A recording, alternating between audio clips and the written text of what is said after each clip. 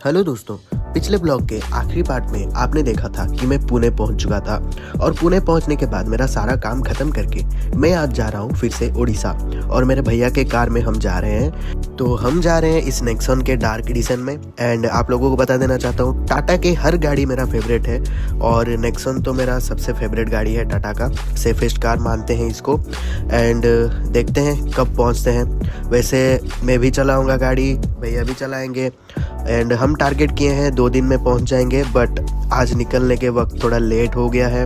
अभी 1:30 बज चुके हैं, मतलब आधा दिन ऑलरेडी ख़त्म हो चुका है एंड रात को भी हम गाड़ी नहीं चलाएंगे। लेट्स सी कब पहुंचते हैं हम उड़ीसा में। घर से पूजा करके हम निकल चुके हैं और अभी भैया गाड़ी चला रहे हैं। अगर ट्रैफिक मिलता है तो हमें पुणे के बाहर पहुंचने में बहुत टाइम लग जाएगा।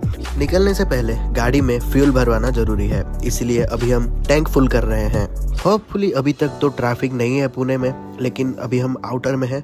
जैसे जैसे अंदर जाएंगे शायद हमें ट्रैफिक मिलेगा। ये देखो, हमें जिसका डर था वहीं शुरू हो गया, मतलब यहाँ से ट्रैफिक शुरू हो गया। और गाइस इतना ज़्यादा ट्रैफिक है, हम 15 मिनट से बस 1-1 इंच ही आगे बढ़ पा रहे हैं। एंड फाइनली 3 घंटे के बाद हम नेशनल हाईवे में आ चुके हैं, लेकिन यहाँ पर भी थोड़ा बहुत ट्रैफिक है। तो घर से निकलने के बाद फ्यूल भरवाने के बाद कंटिन्यूसली भैया गाड़ी चला रहे थे। अभी बज रहे हैं शाम के 5:30। तो अभी हम हमारा पहला स्टॉप लिए हैं पुणे सिटी से बाहर आके। यहाँ पर थोड़ा वड़ा पाव और थोड़ा चाय पियेंगे, फिर यहाँ से निकलेंगे। थोड़ा चाय वाय पीने के बाद मैंने भैया को बोला अब मैं ड्राइविंग सीट में बैठूंगा। मैं बोर हो चुका था, इसीलिए भैया को बोला अब मैं ही गाड़ी चलाऊंगा। अभी हम दोनों सोलापुर क्रॉस कर चुके हैं एंड गाड़ी में कंटिन्यूसली चला रहा था। एंड अभी एक टोल प्लाजे पे हम रुके हैं, ये हमारा सेकंड स्टॉप है। वहाँ से निकलने के बाद फिर गाड़ी कंटिन्यूसली चलाते हम टारगेट किए थे कि हैदराबाद कैसे भी करके पहुंच जाएंगे, क्योंकि पुणे से निकलने के वक्त ही हम ये सोच रहे थे आज कैसे भी करके हैदराबाद पहुंचना ही है। लेकिन अभी जो है वो टाइम ऑलमोस्ट 10 बजने वाला है, इसलिए भैया ने बोला कि हैदराबाद तो हम नहीं पहुंच पाएंगे, उससे पहले अगर कोई अच्छा टाउन है तो वहाँ रुक जाएंगे। तो इसीलिए हम यहाँ पर वेट करके अच्छा होटल देख रहे थे और इसी बीच हम एक फ़िल्टर कॉफ़ी पिए जो कि बहुत ही बढ़िया था। एंड यहाँ से हमने देखा कि हमनाबाद बोल के एक जगह है, वहाँ पर एक अच्छा होटल था, तो वहाँ हम पहुँच गए। वहाँ से 30-40 किलोमीटर ही था। तो होटल में पहुँचने के बाद हमने गाड़ी उनके पार्किंग में लगाया और अभी आपको मैं होटल दिखाता हूँ। गाड़ी को पार्किंग में लगाने के बाद हम सीधा रूम में आ गए और ये हमारा रूम का कुछ नज़ारा है। ये हमने 1500 रुपये में पूरे नाइट के लिए बुक किया है एंड पैसे के हिसाब से रूम तो अच्छा है। और ये हमनाबाद बोल के एक जगह है, मतलब हैदराबाद से 170 किलोमीटर्स पहले। और ये रहा हमारा रूम टूर।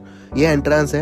एंट्रेंस के बाद यहाँ पर लेफ्ट साइड में आप देख सकते हो LCD लगा हुआ है टीवी एंड लेफ्ट साइड ऊपर और एक AC लगा है एंड राइट साइड यहाँ पर कपड़े रखने के लिए वार्डरोब है और लेफ्ट साइड में जो है वो बाथरूम है एंड ये एक मिरर है एंड यहाँ पर एक बेड भी पड़ा है, अच्छा है। हमने रूम में ऑर्डर किया था खाना, बिरयानी, पनीर और सलाद वगैरह। खाना भी ठीक ठाक था और खाना खाने के बाद मैं सो गया था। 8-9 घंटे सोने के बाद जब मैं सुबह उठा और उठते ही जब मैं कर्टन्स को खोला व्यू चेक करने के लिए, तो व्यू के नाम पे मुझे ये सड़क और एक कंस्ट्रक्शन वाला होम दिखा। अब मैं तो उठ चुका था लेकिन भैया अभी तक नहीं उठे थे, तो इसी बीच मैंने सोचा कि चलो मैं फ्रेश हो जाता हूँ और जब भैया उठेंगे तो वो आराम से फ्रेश हो जाएंगे। मैं तो तैयार हो चुका था, इसलिए मैं अपना टाइम पास करने के लिए क्रिकेट देखने बैठ गया और टीवी पे हमारे चीकू भैया बैटिंग कर रहे थे, लेकिन 0 पे ही आउट हो गए, जो कि डिसअपॉइंटेड था। एनीवेज क्या कर सकते हैं। तो चलो भैया भी तैयार हो चुके हैं और मैं भी तैयार होकर राजा बाबू बन के बाहर निकल रहा हूँ और इस रूम को चेकआउट करने का टाइम आ गया है। और जैसे ही हम होटल को चेकआउट किए, हम ब्रेकफास्ट करने के लिए एक होटल में गए जिसका ब्रेकफास्ट बहुत ही अच्छा था। बहुत ही लाइट ब्रेकफास्ट किए थे, क्योंकि हैदराबाद पहुँचने के बाद हमें बिरयानी भी खाना था, क्योंकि आपको पता है हैदराबाद का बिरयानी बहुत ही टेस्टी होता है।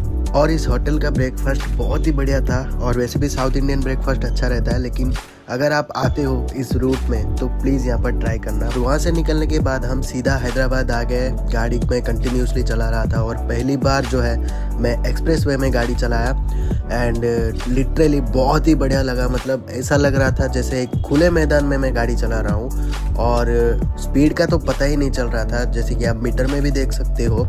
और वैसे भी मैं आपको रिकमेंड नहीं करूँगा कि इतने स्पीड में गाड़ी चलाओ, बस मैं टेस्ट कर रहा था कि नेक्सॉन का टॉप स्पीड कितना है। भैया बार बार बोल रहे थे कि मुझे गाड़ी चलाने दे, मुझे गाड़ी चलाने दे, मैं बोर हो रहा हूँ। तो मैं उनको बहाना दे रहा था बार बार कि नहीं, एक्सप्रेसवे में गाड़ी रोकना नहीं चाहिए, वैसे भी रोकना नहीं चाहिए एक्सप्रेसवे में। तो ऐसे बहाना निकाल के मैं ही पूरा गाड़ी चलाया और हैदराबाद क्रॉस करने तक मैं ही चला रहा था। और उसके बाद हम एक रेस्टोरेंट में रुके खाना खाने के लिए, और रेस्टोरेंट में हमने ऑर्डर किया था बिरयानी। मैं तो नॉनवेज नहीं खाता हूँ, इसलिए मेरे लिए पनीर बिरयानी और भैया के लिए चिकन बिरयानी। गाइस बहुत ही बढ़िया था बिरयानी।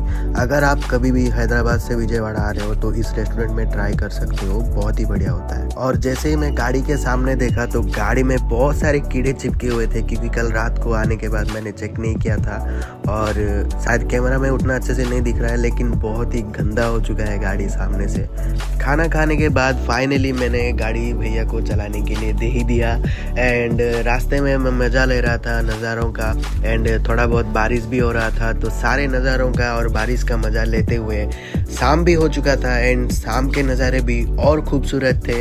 एंड हम जा रहे हैं विजयवाड़ा, और आज टारगेट किए हैं कि विशाखापट्टनम तक पहुंच ही जाए।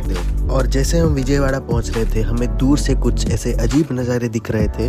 तो हमने सोचा कि कोई फैक्ट्री वगैरह होगा, लेकिन जैसे ही हम पास गए तो हमें पता चला कि यहाँ पर एक थर्मल प्लांट भी है।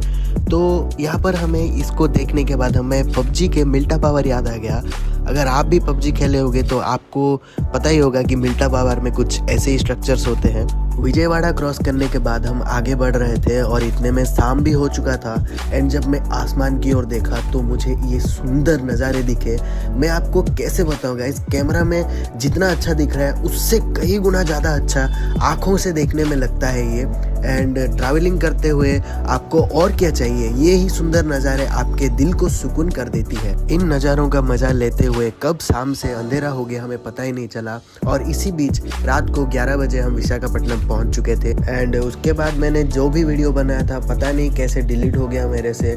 और ये जो वीडियो है ये अगले सुबह के हैं, और अभी बज रहे हैं सुबह के 10, और यहाँ से हमारा घर एग्जैक्टली 170-175 किलोमीटर दूर है।